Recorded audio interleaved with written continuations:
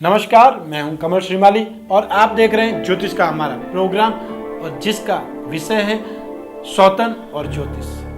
हम पिछले कई दिनों से निरंतर आपको बतलाते आ रहे हैं कि किस कारण से एक व्यक्ति उपपत्नी रखता है अर्थात किसी और स्त्री से संबंध जोड़ देता है और अपनी पत्नी को समक्ष एक सौतन का सामना करना पड़ता है। उसकी पत्नी के जीवन में एक और पत्नी का दखल हो जाता है जो कि उसके जीवन के सुख को छीन लेती है, कम कर लेती है, बांट लेती है। सप्तम स्थान ग्रस्त सुख का है, दाम्पत्य सुख का है। सुख कौन भोगता है? सुख शरीर भोगता है। और दाम्पत्य की जब बात आएगी तो बट नेचुरल एक पति और एक पत्नी का संबंध जब होगा उसी को हम दाम्पत्य सुख बोलेंगे। आप एक पुरुष और स्त्री को साथ साथ में घूमते हुए या साथ साथ में जब देखते हैं और आप जानते हैं कि ये दोनों पति पत्नी सामाजिक रीति रिवाज के अनुसार साथ में रह रहे हैं तो आपके नज़र में उनका कुछ आदर, कुछ सम्मान होता है। आपका दृष्टिकोण उस समय अच्छा रहता है। लेकिन यदि वही व्यक्ति किसी और औरत के साथ में, किसी और स्त्री के साथ में घूमता हुआ दिखता है और आप जानते हैं कि यह इसकी उपपत्नी है अर्थात इसने किसी और स्त्री से अवैध संबंध जोड़ रखे, तब आपकी नज़र कुछ और रहती है, आप उसको आदर की दृष्टि से नहीं देखते। आज हम एक ऐसी कुंडली ले रहे हैं, एक विशेष कुंडली ले रहे हैं।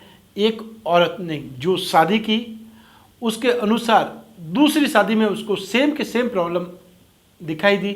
यहाँ पे उस औरत ने अपनी कुंडली नहीं भेजी है, अपने दोनों पति की कुंडली भेजी है और उनकी दोनों ही कुंडली में सेम प्रॉब्लम है। उसने 2 बार शादी की और दोनों बार उसको नपुंसक पति ही मिले। सबसे पहले हम यह भाव देखते हैं कि जन्म कुंडली में जिसको नपुंसक हो देखते हैं वो किस भाव से जाना जाता है। तो जिसको मानसिक भाव बोलते हैं वह तो चंद्रमा देगा, मानसिकता तो चंद्रमा देगा। सबसे पहले मानसिक भाव आएगा, उसके बाद में आवेश आएगा। तो मंगल आवेश का मालिक है, मंगल एक्साइटमेंट का मालिक है। मंगल वह वस्तु वह आवेश देगा और उसके बाद में शुक्र ग्रह अपना काम करेगा। तो 3 ग्रह मिलकर के ही यह प्रक्रिया उत्पन्न करते हैं। इस कुंडली में आप देख लीजिए कि सूर्य और शनि सप्तमें कौन है? सप्तमें शनि है, शत्रु राशि में, और वापस सूर्य सप्तम स्थान को देखता है। इसके साथ में बुध भी है। तो सूर्य और बुध बुधादित्य योग तो उत्पन्न करते हैं, लेकिन साथ ही देख लीजिए कि मंगल की दृष्टि भी चंद्रमा पर है। सप्तम भाव और सप्तमेश दोनों ही पाप प्रभाव में, दोनों ही इस स्थिति में कुछ न कुछ कमजोरी लिए हुए हैं। तो आपने इस कुंडली में देखा कि किस प्रकार सप्तम भाव और सप्तमेश दोनों ही बलहीन हो गए और कुंडली के अंदर चंद्रमा और मंगल भी इस स्थिति में आकर के कमजोर हो गए। ऐसी स्थिति में नपुंसकता इस व्यक्ति के ऊपर हावी हो गई। आत्मविश्वास की कमी ही इस कमजोरी का कारण होती है। आइए देखते हैं दूसरी कुंडली। यह कुंडली उस औरत के दूसरे पति की है। इस कुंडली में भी आप देख लीजिए सप्तमेश कौन है? सप्तमेश बुध है और बुध पर शनि की दृष्टि, बुध पर मंगल की दृष्टि। तो सप्तमेश तो यहाँ पर पापी ग्रहों के प्रभाव में आ गया। अब चंद्रमा देख लीजिए, चंद्रमा राहु के साथ में और मंगल की दृष्टि है, मंगल केतु के साथ में और राहु की दृष्टि है। शुक्र की बात करेंगे तो शुक्र स्वयं नीच राशि का है, शनि के साथ में है। तो इस प्रकार इस कुंडली में भी सप्तम का कारक बुध, शुक्र, चंद्रमा, मंगल यह सभी पापी हो गए, यह सभी बलहीन हो गए और चंद्रमा जो कि मानसिकता का भाव दर्शाता है वह भी यहाँ पर कमजोर है। तो इस औरत को 2 शादी के बावजूद भी ग्रस्त सुख नसीब नहीं हुआ।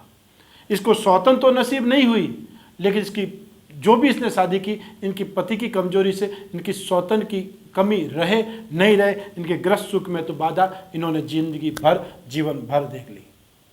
तो ग्रह आपको क्या कुछ दे सकते हैं, क्या कुछ सुख छीन सकते हैं, यही सब कुछ ज्योतिष बतलाती है। समय पर ज्योतिष का उपाय करके, समय पर ग्रहों की स्थिति जान करके, ग्रहों की गणना को हम देख करके कोई न कोई उपाय कर सकते हैं, कोई रास्ता ढूंढ सकते हैं और रास्ता ढूंढ करके यदि उस दुख को कुछ प्रतिशत कम कर दिया जाए तब भी हमारी ज़िंदगी ठीक हो सकती है, सुखी हो सकती है। तो आपने देखा दर्शकों कि किस प्रकार एक स्त्री ने 2 शादी की और दोनों बार उसे शादी होकर के भी शादी का सुख नहीं मिल पाया। तो इसका अर्थ तो यही है और मैं अपने अनुभव के आधार पर आपको दावे के साथ में कह सकता हूं कि दोनों बार कुंडली नहीं मिलाई गई। एक बार गलती हो गई, दूसरी बार भी वही गलती दोहराई गई, तब क्या साधारण से साधारण ज्योतिषी भी इस स्थिति को पकड़ सकता था? यह तो एकदम सामने खुली किताब की तरह ये कुंडली पड़ी है, जिसको कोई भी ज्योतिषी पढ़ सकता है। और कुंडली मिलाने का अर्थ ही यहाँ पर यही होता है। कुंडली सब गुणों के आधार पर नहीं मिलाई जाती है कि आपके 22 गुण मिलते हैं, 36 गुण मिलते हैं। कुंडली मिलाई जाती है कुंडली के साथ में रख करके कि आपका लग्न, आपकी राशि, बृहस्पति, शुक्र और आयु। तो शुक्र ग्रस्त सुख को देखता है। शुक्र शारीरिक सुख को, फिजिकल सेटिस्फैक्शन के लिए शुक्र को देखा जाता है। मेंटल सेटिस्फैक्शन के लिए चंद्रमा को देखा जाता है। आध्यात्मिकता के लिए बृहस्पति को देखा जाता है। और आयु का पूर्ण सुख है या नहीं, इसलिए अष्टम भाव देखा जाता है। तो दोनों कुंडलियां देखने का अर्थ या कुंडली मिलाने का अर्थ तो यही होता है। और कुंडली यदि ठीक ढंग से मिलाई जाए तो पहला स्टेप तो यहीं पे क्लियर हो जाता, अर्थात इसको यह दिन देखने ही नहीं पड़ते, क्योंकि विवाह होकर के भी विवाह सुख नहीं मिला। तो कुंडली मिलाने की अपनी महत्व है। और यदि कुंडली मिलाई जाती तो यह दिन नहीं देखना पड़ता। किस्मत में होते हुए भी इस चीज को दूर किया जा सकता। हम कर्म कर सकते थे, हम कर्म करते और ठीक प्रकार से कर्म करते तो यह दिन नहीं देखना पड़ता। आप समझ गए होंगे मेरी बात को कि मैं क्या कहना चाहता हूं। हम ऐसे ही विषय, ऐसे ही सब्जेक्ट भविष्य में भी लेते रहेंगे और आपको आगाह करते रहेंगे, आपको बतलाते रहेंगे कि ज्योतिष किस प्रकार आपके जीवन में सहायक हो सकता है। हमारे प्रोग्राम के साथ जुड़ने के लिए धन्यवाद। आप अपनी आलोचनाएं, अपने सुझाव इसी प्रकार हमको भेजते रहिए और हम आपके लिए प्रयास निरंतर करते रहेंगे। कल फिर मिलेंगे एक और नई जानकारी के साथ। तब तक स्वस्थ रहिए, प्रसन्न रहिए। नमस्कार।